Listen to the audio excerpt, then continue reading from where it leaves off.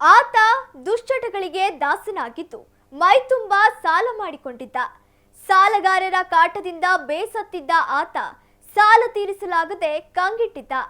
ಕೊನೆಗೆ ಆತ ಸಾಲ ತೀರಿಸಲು ಮಾಡಿದ ಕೃತ್ಯದಿಂದ ಇದೀಗ ಜೈಲು ಸೇರಿದ್ದಾನೆ. ಹಾಗಿದ್ರೆ ಯಾರಾತ? ಆತ ಮಾಡಿದ ಕೃತ್ಯ ಏನು ಅಂತೀರಾ? ಈ ಸ್ಟೋರಿ ನೋಡಿ.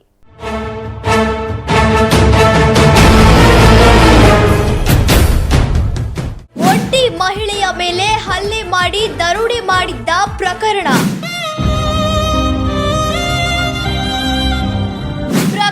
ಭೇದಿಸಿದ ಹದಡಿ ಪೊಲೀಸರು.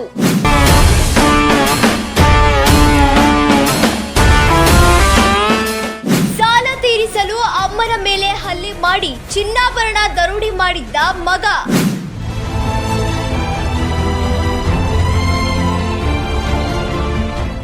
ಅಂದು ಅಕ್ಟೋಬರ್ 3 ದಾವಣಗೆರೆ ಜಿಲ್ಲೆಯ ಚನ್ನಗಿರಿ ತಾಲೂಕಿನ ಕಾರಿಕನೂರು ಕ್ರಾಸ್ ಬಳಿಯ ಮನೆಯೊಂದರಲ್ಲಿ ಒಂಟಿಯಾಗಿದ್ದ ವೀರಮ್ಮ ಎಂಬ ಮಹಿಳೆಯ ಮೇಲೆ ಹಲ್ಲೆ ಮಾಡಿ ಚಿನ್ನಾಭರಣ ದೋಚಲಾಗಿತ್ತು. ವೀರಮ್ಮ ಅವರ ಗಂಡ ಉಮಾಪತಿ ತೋಟದ ಕೆಲಸಕ್ಕೆ ಹೋದಾಗ ವೀರಮ್ಮ ಮನೆಯಲ್ಲಿ ಒಬ್ಬರೇ ಇದ್ದರು. ಆಗ ಏಕಾಏಕಿ ಮನೆಗೆ ನುಗ್ಗಿದ್ದ ವ್ಯಕ್ತಿಯೊಬ್ಬ ವೀರಮ್ಮ ಅವರಿಗೆ ಹಲ್ಲೆ ಮಾಡಿದ್ದ. ಇದರಿಂದ ವೀರಮ್ಮ ಪ್ರಜ್ಞಾಹೀನ ಸ್ಥಿತಿಗೆ ತಲುಪಿದ್ದು ಮನೆಯಲ್ಲಿದ್ದ ಚಿನ್ನಾಭರಣ ದೋಚಿಕೊಂಡು ಪರಾರಿಯಾಗಿದ್ದ.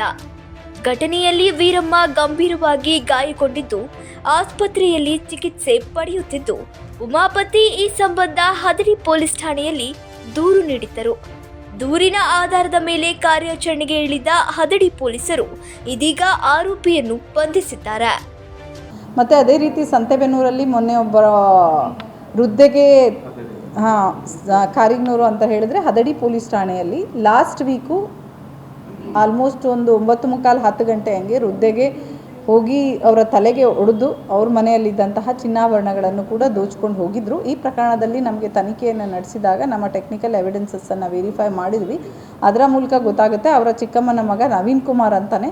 ಅವನಿಗೆ ಸ್ವಲ್ಪ ಕೆಟ್ಟ ಹ್ಯಾಬಿಟ್ಸ್ ಇರ್ತದೆ, ಸಾಲಗಳು ಕೂಡ ಮಾಡ್ಕೊಂಡಿದ್ದಾರೆ, ಹೆಚ್ಚು ಕುಡಿತದ ಚಟ ಕೂಡ ಇರುತ್ತೆ. ಈ ಎಲ್ಲ ಕಾರಣಗಳಿಂದ ಅವನು ಆ ಮನೆಗೆ ಹೋಗಿ ಈ ವೃದ್ಧೆಯಲ್ಲಿ ಇರೋದು ಇವರು ಯಾರು ವೃದ್ಧೆಗೆ ಅಟ್ಯಾಕ್ ಮಾಡಿದ್ದಾರೆ ಅವ್ರದ್ದು ಚಿಕ್ಕಮ್ಮನ ಮಗ ಆಗಿರ್ತಾರೆ, ರಿಲೇಟಿವೇ ಆಗಿರ್ತಾರೆ. ಆಲ್ಮೋಸ್ಟ್ ಆನ್ ಡೈಲಿ ಬೇಸಿಸ್ ಬಂದು ಹೋಗೋದು ಇರೋದ್ರಿಂದ ಅವರೆಲ್ಲ ಚಲನವಲನಗಳನ್ನು ನೋಡಿಕೊಂಡೇ ಇವ್ರಿಗೆ ಅಟ್ಯಾಕ್ ಮಾಡಿರ್ತಾರೆ. ಬಟ್ ನಮ್ಮ ತಂಡ ಕೂಡ DSP ರೂರಲ್ ಮತ್ತು ಅವರು CPI ಮಾಯ್ಕೊಂಡ ಮತ್ತು PSI ಹರಡಿ ಅವ್ರದ್ದೆಲ್ಲ ಟೀಮು ಕೂಡ ಬಹಳ ಒಳ್ಳೆ ಕೆಲಸ ಮಾಡಿದೆ. ನಾನು ನಿಮಗೆ ಹೇಳಿದೆ, ಇನ್ಸೈಡರ್ಸ್ ಮಾಡಿದಾಗ ಹಿಡಿಯೋದು ಭಾಳ ಕಷ್ಟ ಇರ್ತದೆ. ಅವರು ಜೊತೆಯಲ್ಲೇ ಇರ್ತಾರೆ.